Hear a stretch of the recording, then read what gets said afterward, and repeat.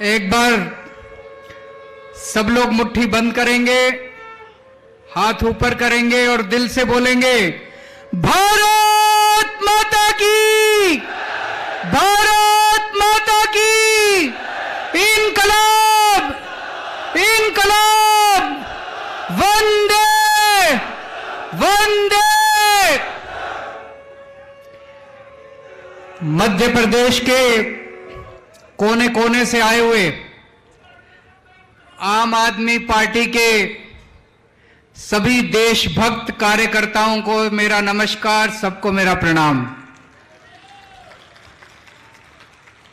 आज मैं देख रहा हूं इतनी भारी संख्या में यहां पे आम आदमी पार्टी के कार्यकर्ता आए हुए हैं और जैसा भगवंत मान साहब ने कहा कि आज तो ये कार्यकर्ता सम्मेलन है, लेकिन जब रैली होगी तो सोच सकते हैं कि कितने लोग आएंगे पूरे मध्य प्रदेश से। अभी कुछ दिन पहले आई लव यू टू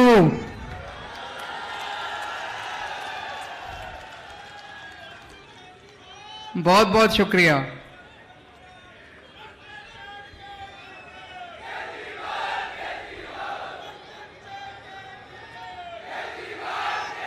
अभी कुछ दिन पहले मध्य प्रदेश से कुछ लोग मेरे से मिलने के लिए आए,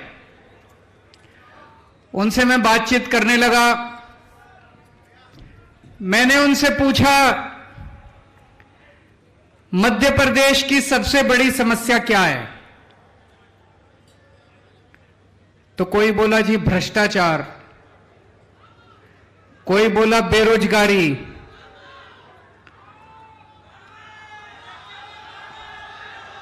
क्या बोल रहा हूं, मामा,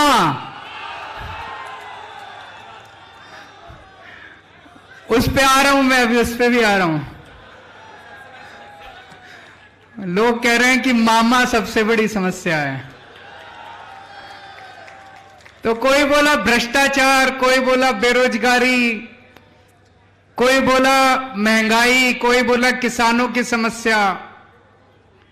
एक उनमें आदमी बोला, कहता है सरकार सर जी, हमारे मध्य प्रदेश में सरकारें बेची जाती हैं और सरकारें खरीदी जाती हैं, यह सबसे बड़ी समस्या है। कहता है आज हर मध्य प्रदेश का नागरिक, हर व्यक्ति अपने आप को बेबस महसूस कर रहा है। बोला जैसे ही चुनाव खत्म हो जाते हैं, एक पार्टी अपनी रेडी लेके निकलती है, एमएलए ले लो, एमएलए ले लो, एमएलए, एक एमएलए के इतने 10 पे डिस्काउंट मिलेगा, पूरी सरकार गिरानी है तो इतने, और एक पार्टी खरीदने के लिए तैयार बैठी है। बाजार बना दिया इन्होंने पूरी की पूरी व्यवस्था को, बाजार बना दिया इन लोगों ने पूरे संविधान को, बाजार बना दिया इन लोगों ने भारतीय लोकतंत्र को, जहां पे खुलेआम एमएलए बिकते हैं, खुलेआम एमएलए खरीदे जाते हैं। आज मध्य प्रदेश का एक एक नागरिक मामा को हटाना चाहता है। पिछली बार भी हटा दिया था, लेकिन बस नहीं चलता। इसको वोट दो या इसको वोट दो, सरकार तो बीजेपी की बनेगी। एक बेचारा मध्य प्रदेश वाला कहां जाए? बेबस हो गया है मध्य प्रदेश का एक एक वोटर, बेबस हो गया है मध्य प्रदेश का एक एक आदमी। कैसे बदले इस सरकार को समझ में नहीं आ रहा लोगों को। चाहे कांग्रेस को वोट दो, चाहे बीजेपी को वोट दो, सरकार तो मामा की बनेगी, सरकार तो बीजेपी की बनेगी। इस बार चलेगी झाड़ू। अब नहीं होगा, अब नहीं होगा, अब इनका खेल खत्म। अब एमएलए बेचने और खरीदने का काम खत्म। अब आम आदमी पार्टी मध्य प्रदेश के अंदर आ गई है। जो लोग इस बार मामा को हटाना चाहते हैं, सब लोग झाड़ू पे वोट दे देना, झाड़ू का बटन दबा देना। पूरा मध्य प्रदेश बदलाव चाहता है, पूरा मध्य प्रदेश बदलाव चाहता है, चेंज चाहता है, परिवर्तन चाहता है, लेकिन बेबस थे, मजबूरी थी, कर नहीं सकते थे। अब आपको एक विकल्प मिल गया, ईमानदार पार्टी मिल गई। जैसे दिल्ली के अंदर ठीक किया, पंजाब के अंदर ठीक किया, अब मध्य प्रदेश को भी बदलेंगे और उसका ट्रेलर मिल चुका है। सिंगरौली के अंदर हमारी बहन रानी अग्रवाल सिंगरौली की मेयर बन चुकी हैं। आम आदमी पार्टी की एंट्री हो चुकी है, मध्य प्रदेश के अंदर एंट्री हो चुकी है और आने वाले विधानसभा चुनाव के अंदर पूरी की पूरी फिल्म दिखाई जाएगी। आजादी के बाद से लेके आज तक 45 साल कांग्रेस की सरकार रही, 45 साल कांग्रेस ने राज किया, 20 साल बीजेपी ने राज किया। आपने मौका देने में तो कोई कसर नहीं छोड़ी। अब ये बीजेपी कांग्रेस वाले ये नहीं कह सकते भाई हमको मौका नहीं दिया था। मौका तो बहुत दिया था, 45 साल बहुत होते हैं जी, अगर कुछ करना चाहते तो कर देते, नहीं 20 साल बहुत होते हैं, कुछ करना चाहते तो कर देते। बीजेपी वाले बहुत मौका दिया इन्होंने, बारी बारी आपने मौका दिया, बारी बारी करके लूटा इन्होंने, बारी बारी करके लूटा। अब ये नहीं कह सकते मौका नहीं दिया था, बहुत मौका दिया था। एक मौका बस इस बार आम आदमी पार्टी को दे के देख लो, अगर काम ना करूं तो दूसरी बार वोट मांगने नहीं आऊंगा मैं आपसे। एक मौका दे के देख लो। दिल्ली के लोगों ने मेरे को एक मौका दिया था, एक बार अन्ना आंदोलन हुआ, रामलीला मैदान से निकले हम लोगों ने देखा यार ये लड़के तो ईमानदार हैं, कट्टर ईमानदार हैं, देशभक्त हैं। लोग कहते थे केजरीवाल जिद्दी बहुत है, जिद्दी है, भ्रष्टाचार मुक्त भारत मेरी जिद है। दिल्ली के लोगों ने देखा और दिल्ली के लोगों ने एक मौका दिया था मेरे को, छोटा सा मौका, 49 दिन की सरकार दी थी लोगों ने। दिल्ली के लोगों ने मेरे को बस 49 दिन का मौका दिया था। इतना प्यार हो गया दिल्ली के लोगों को मेरे से, इतना प्यार हो गया, अगली बार 67 सीट दे दी 70 में से। बीजेपी को 3 सीट दी, कांग्रेस को 0 सीट दी, आम आदमी पार्टी को 70 में से 67 सीट दे दी। अगले 5 साल और इतना अच्छा काम किया, और इतना अच्छा काम किया, 70 में से 62 सीट दे दी तीसरी बार हम लोगों को। दिल्ली के हमारे काम की बात पंजाब पहुंची तो पंजाब में लोगों ने 117 में से 92 सीट दे दी, 92 सीट। दिल्ली के अंदर हमने सबकी बिजली मुफ्त कर दी, पंजाब के अंदर हमने सबकी बिजली मुफ्त कर दी। मध्य प्रदेश एक मौका दे के देखो, आपकी भी बिजली मुफ्त कर देंगे। दिल्ली के अंदर हमने शानदार सरकारी स्कूल बना दिए, गरीबों के बच्चों को शानदार शिक्षा मिल रही है।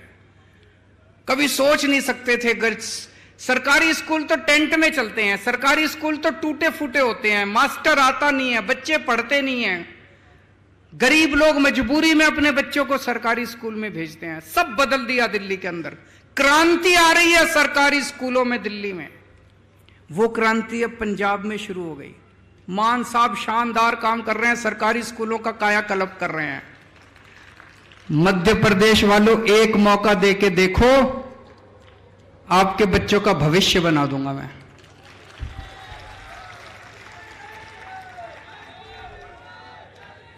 दिल्ली के अंदर गली गली में मोहल्ला क्लिनिक खोल दिए हमने, सारे सरकारी अस्पताल एयर कंडीशनड बना दिए, सबका इलाज मुफ्त कर दिया दिल्ली में। अमीर हो चाहे गरीब हो, चाहे 5 रुपए की क्रोसिन लेनी हो, टेबलेट लेनी हो, या 5 लाख रुपए 50 लाख रुपए का ऑपरेशन, सब कुछ मुफ्त है।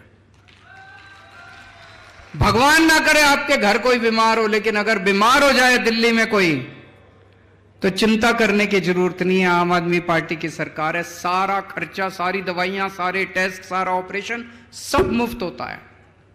दिल्ली में कर दिया। मान साहब ने अब 500 मोहल्ला क्लिनिक, अभी 1 साल भी नहीं हुआ, दिल्ली में मेरे को 500 मोहल्ला क्लिनिक बनाने में 5 साल लग गए। भगवंत मान ने 1 साल में 500 क्लिनिक, मेरा भी रिकॉर्ड तोड़ दिया। मध्य प्रदेश वालों, एक मौका देके देख लो, आपका सबका इलाज मुफ्त कर दूंगा। सारे मध्य प्रदेश के लोगों का शानदार मोहल्ला क्लिनिक बनाएंगे, शानदार अस्पताल बनाएंगे, सबका इलाज मुफ्त कर देंगे, चिंता करने की कोई जरूरत नहीं है। पंजाब के अंदर अभी कई फसलों पे इन्होंने एमएसपी देना चालू कर दिया। एमएसपी का आंदोलन छेड़ा था ना अभी किसानों ने, भाई एमएसपी दो, एमएसपी दो। पंजाब में शुरुआत हो गई है, कई फसलों पे अब एक एक फसल जोड़ते जा रहे हैं, एमएसपी देते जा रहे हैं, एमएसपी देते जा रहे हैं। मुआवजा, फसल अगर बर्बाद हो जाए किसानों को मुआवजा मिलने लग गया, दिल्ली में भी मिलने लग गया, पंजाब में भी मिलने लग गया, मध्य प्रदेश में मौका मिलेगा, मध्य प्रदेश में भी मुआवजा मिलेगा। दिल्ली में मैंने 12 लाख 5 साल में 12 लाख बच्चों को नौकरियां दिलवाई हैं, 12 लाख युवाओं को। पंजाब में 1 साल में 27,000 सरकारी नौकरियां दी हैं। और मैं अभी हमारे पंकज सिंह जी से बात कर रहा था, ये बता रहे थे कि कई सारे बेरोजगार अपना धरना लेके आंदोलन करने के लिए जब यहां आए तो उनके ऊपर पुलिस ने डंडे बरसा दिए। अरे अपने ही तो लोग हैं यार, कोई पाकिस्तान से थोड़ी आए हैं, अपने ही तो बच्चे हैं, रोजगार मांगने आए हैं, डंडे क्यों बरसाते हो? रोजगार नहीं दे सकते तो उनको गले तो लगा लो, कम से कम प्यार से बिठा के चाय तो पिला लो, रोटी तो खिला दो उनको, डंडे क्यों बरसाते हो उनके ऊपर? हमको नौकरी देनी आती है, हमारी नीयत साफ है। दिल्ली में करके दिखाया, पंजाब में करके दिखाया। मध्य प्रदेश के युवाओं से मेरी अपील है, एक मौका देके देख लो, आपको सबके लिए नौकरी का इंतजाम कर दूंगा मैं। जितने कच्चे कर्मचारी थे, बहुत सारे कच्चे कर्मचारी होते हैं ना सरकार में, होते हैं कि नहीं होते? उनकी सबकी एक ही मांग होती है, हमको पक्का करो, हमको पक्का करो। मान साहब ने अभी 25,000 सरकारी कर्मचारियों को पक्का कर दिया। मध्य प्रदेश में जितने कच्चे कर्मचारी हैं सबको पक्का कर देंगे। दोस्तों, हमें काम करना आता है। इस देश के अंदर एक नई किस्म की राजनीति शुरू की है हमने। पहले होती थी धर्म की राजनीति, जात की राजनीति, गाली गलौज की राजनीति, भ्रष्टाचार की राजनीति। अब हमने शुरू की है काम की राजनीति।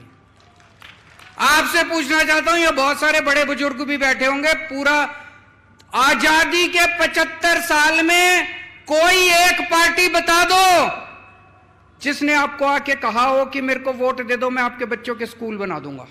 किसी ने कहा? किसी पार्टी ने, बीजेपी ने, कांग्रेस ने, इस पार्टी ने, उस पार्टी ने कभी कहा हो कि मेरे को वोट दे दो, मैं आपके बच्चों के स्कूल बनवा दूंगा? किसी पार्टी ने नहीं कहा। बनाने ही नहीं आते इनको, नीयत ही नहीं है इनकी। किसी पार्टी ने कहा हो कि हमारे को वोट दे दो, हम आपके परिवार के लिए अस्पताल बना देंगे, आपके लिए बिजली का इंतजाम? किसी पार्टी ने नहीं कहा। करना ही नहीं आता, नीयत ही नहीं है इनकी। तो इन्होंने देखा कि भाई ये केजरीवाल की काम की राजनीति के सामने तो हमारी दाल नहीं गलेगी, तो उन्होंने षड्यंत्र रचना चालू किया मेरे खिलाफ कि केजरीवाल को रोको किसी भी तरह। पहले दिल्ली में था, फिर पंजाब में चला गया, अब गुजरात में वो कहते हैं ना, शेर की मांद के अंदर घुस गए, गुजरात के अंदर घुस गए। हमारी एंट्री हो गई गुजरात में। इस बार 14% वोट आए हैं। देख लेना 2027 में सरकार ना बन जाए तो हम लोगों के। अब ये गुजरात में भी चला गया, रोको इसको। तो इन्होंने क्या किया? इन्होंने षड्यंत्र रचा मेरे खिलाफ। इसके ऊपर कीचड़ फेंको, केजरीवाल के ऊपर कीचड़ फेंको, बोलो केजरीवाल भ्रष्टाचारी है, केजरीवाल भ्रष्टाचारी है। इन्होंने खूब कीचड़ फेंका मेरे ऊपर, लेकिन जनता ने उसका जवाब दिया। जनता कह रही है यार, कोई भ्रष्टाचारी आदमी सरकारी स्कूल बनाता है क्या? भ्रष्टाचारी आदमी तो प्राइवेट वालों से पैसे लेके सरकारी स्कूल बर्बाद करता है। कोई भ्रष्टाचारी आदमी सरकारी अस्पताल बनाता है क्या? फ्री में इलाज कराता है क्या? भ्रष्टाचारी आदमी तो प्राइवेट अस्पताल वालों से कमीशन लेके सरकारी अस्पतालों को बर्बाद करता है। जनता ने इनका यकीन नहीं किया। फिर इन्होंने मेरे दो सबसे शानदार मंत्री गिरफ्तार कर लिए, मनीष सिसोदिया और सतिंदर जैन। सतिंदर जैन वो शख्स है जिसने फ्री बिजली देना शुरू किया था दिल्ली के अंदर। उसने सारा, बड़ा इंटेलिजेंट आदमी है वो, बड़ा इंटेलिजेंट आदमी है, सारा मेरे पास हिसाब किताब लेके आया। एक दिन बोला सर जी दिल्ली की बिजली मुफ्त हो सकती है। मैंने कहा कैसे हो सकती है? तो कागज लेके आया, कहता है देखो सर इतने पैसे चाहिए, ऐसे बिजली मुफ्त कर देंगे। उसने दिल्ली के मोहल्ला क्लिनिक बनाए, उसने दिल्ली के सारे अस्पतालों में सारी दवाइयां मुफ्त कर दी। प्रधानमंत्री जी ने उसको जेल में डाल दिया।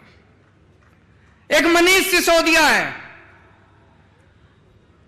भाई साहब 75 साल हो गए आजादी के, आज भी हमारे देश का एक गरीब आदमी अपने बच्चों को अच्छी शिक्षा नहीं दे सकता। 18 करोड़ बच्चे पढ़ते हैं सरकारी स्कूलों के अंदर। 18 करोड़ बच्चों का भविष्य अंधकार के अंदर है देश के अंदर। पूरे देश में सरकारी स्कूलों का बुरा हाल है। 75 साल के बाद भगवान ने एक शख्स भेजा, मनीष सिसोदिया। उसने दिल्ली के अंदर सरकारी स्कूलों में कमाल करके दिखा दिया। भाई साहब आप जितने लोग हैं, मैं मजाक नहीं कर रहा, मैं आपको न्योता दे रहा हूं, आप दिल्ली आओ, दिल्ली के किसी सरकारी स्कूल में घुस जाना, आपको यकीन नहीं होगा, शानदार 5 स्टार बिल्डिंग है हमारे सरकारी स्कूलों की। 99.7% नतीजे आए हैं। सरकारी स्कूलों के बच्चे इंजीनियर बन रहे हैं, डॉक्टर बन रहे हैं, रिक्शे वालों के बच्चे डॉक्टर, इंजीनियर, वकील बन रहे हैं। लोग अपने बच्चों को प्राइवेट से निकाल के, बड़े बड़े प्राइवेट स्कूलों से निकाल के अब सरकारी स्कूलों में भर्ती करा रहे हैं। और प्रधानमंत्री जी ने मनीष सिसोदिया को जेल भेज दिया। उस दिन मेरे को लगा, जिस दिन प्रधानमंत्री जी ने मनीष को जेल भेजा, कि देश के प्रधानमंत्री पढ़े लिखे तो होने चाहिए।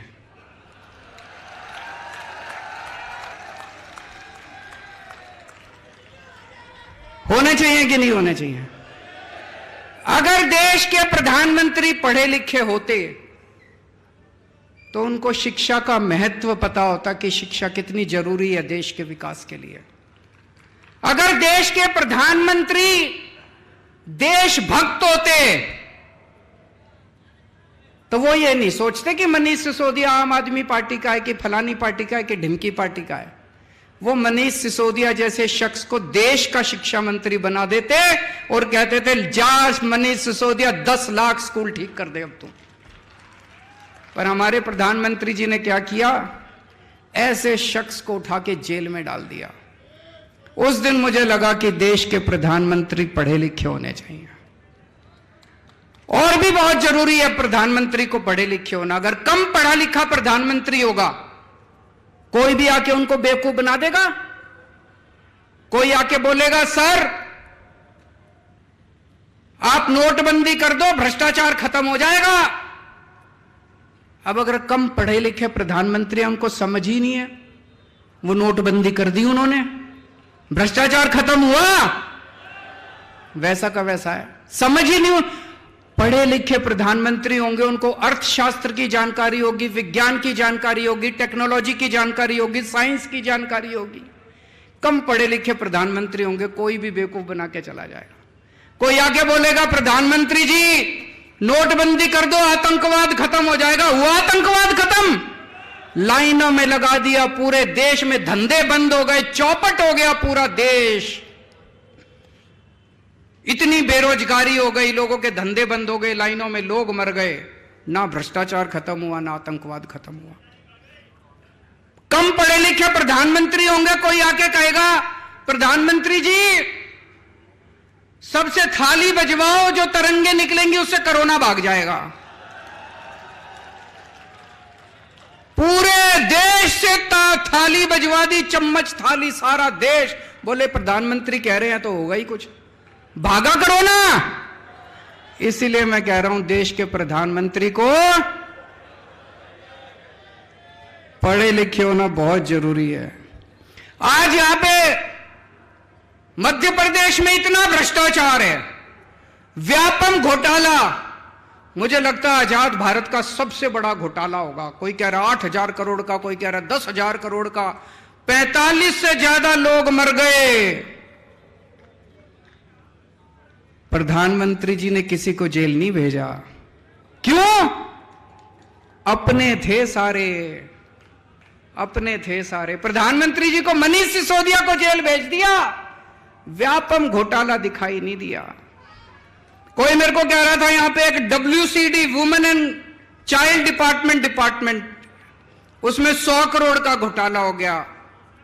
मामा जी उसके मंत्री हैं, उसमें फर्जी आंगनवाड़ी, फर्जी लाभार्थी, सारा फर्जीवाड़ा। 2200 करोड़ का कटनी हवाला।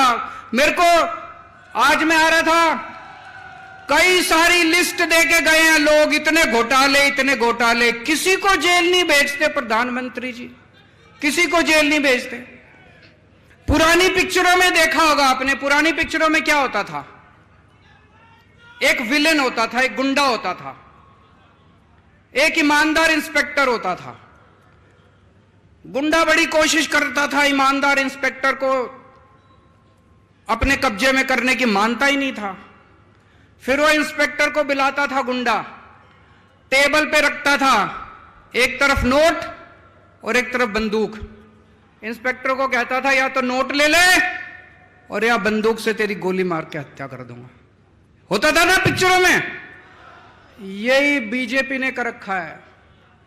वो सारे देश के सारे ऑपोजिशन वाले नेताओं को कह रहे हैं या तो बीजेपी में आ जाओ, भ्रष्टाचार करो, खूब करो। हम रोक नहीं रहे, बीजेपी ये नहीं कहती भ्रष्टाचार मत करो, बीजेपी में आके करो।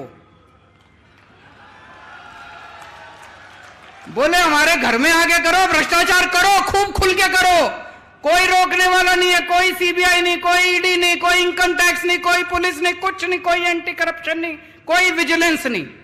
भ्रष्टाचार करो, मोदी जी की पार्टी में आके करो, बाहर नहीं करना। या तो बीजेपी में आ जाओ और या जेल जाओ। जैसे वो कहता था या तो नोट ले ले और या बंदूक, ऐसे अब बीजेपी वाले मोदी जी कहते हैं या तो मेरी पार्टी में आ जाओ और या फिर जेल जाओ। ये धंधा चला रखा है इन लोगों ने। ईमानदारी क्या होती है मैं बताता हूं आपको। कट्टर ईमानदारी। अभी पंजाब के अंदर हमारे अपने एक मंत्री, सेहत मंत्री, हेल्थ मिनिस्टर पंजाब के अंदर, हमारी सरकार है, हमारी कैबिनेट है, मान साहब मुख्यमंत्री हैं। एक दिन भगवंत मान को कहीं से पता चला कि उनका सेहत मंत्री कुछ गड़बड़ कर रहा है। अभी मीडिया को नहीं पता था, विपक्ष को भी नहीं पता था। मान साहब चाहते तो दबा देते, पर मान साहब कट्टर ईमानदार आदमी है, कट्टर ईमानदार पार्टी के नेता हैं। उन्होंने दबाया नहीं। क्या किया उन्होंने? पुलिस बुला के अपने खुद के मंत्री को जेल भेज दिया। हम कहते हैं ईमानदार रहना है, चाहे हमारी पार्टी में रहो चाहे उस पार्टी में। अभी सारे पंजाब के अंदर जितने पुराने चोर थे, चाहे कांग्रेस में हो चाहे बीजेपी में हो, सबकी लाइन लगी पड़ी है, एक एक करके सारे जेल जा रहे हैं, सबको जेल भेज रहे हैं ये, चाहे हमारे वाले हो। अभी थोड़े दिन पहले एक हमारा MLA वो पकड़ा गया। इन्होंने, आप देखा, मेरे साथ बैठे थे गाड़ी में, आप देखा ना ताब, इन्होंने तुरंत पुलिस कमिश्नर को फोन करके कहा MLA को गिरफ्तार कर लो। हमारा अपना MLA था। मोदी जी, ये होती है ईमानदारी। जो तुम कर रहे हो वो ईमानदारी नहीं कर रहे, तुम कर रहे हो वो भ्रष्टाचार मुक्ति नहीं कर रहे। हम अपने वालों के खुद के खिलाफ भी एक्शन लेने की हिम्मत करते हैं। ये आज सारे हमारे पीछे, सारी पार्टियां हमारे पीछे पड़ी हैं, लेकिन जनता हमारे साथ है। जनता देख रही है कि ये अकेली पार्टी है जो देश के लिए लड़ रही है, ये अकेली पार्टी है जो ईमानदारी के लिए लड़ रही है। दोस्तों, यहां जितने कार्यकर्ता आए हैं, मैं सबको कहना चाहता हूं कि आप लोगों को सरकार जरूर बनेगी मध्य प्रदेश के अंदर, आपकी सरकार जरूर बनेगी, झाड़ू से जरूर सफाई होगी, लेकिन मेहनत करनी पड़ेगी। करोगे मेहनत? एक एक घर में जाना पड़ेगा, बैठना पड़ेगा, सबको समझाना पड़ेगा, रात दिन मेहनत करनी पड़ेगी, सारे जनता को साथ लेना पड़ेगा और अंत में मेहनत का नतीजा जरूर मीठा होगा। भगवान आपके साथ है क्योंकि आप सत्य के रास्ते पे चल रहे हो, आप ईमानदारी से काम कर रहे हो। हमारी ईमानदार पार्टी है, भगवान हमारे साथ है। हमारे पास चाहे पैसा ना हो, जैसे महाभारत के अंदर पांडवों के साथ कृष्ण जी थे और कौरवों के साथ सारी नारायणी सेना थी, इनके साथ इनके पास दल बल सब कुछ है, हमारे साथ ऊपर वाला है, हमारे साथ भगवान कृष्ण है। भारत माता की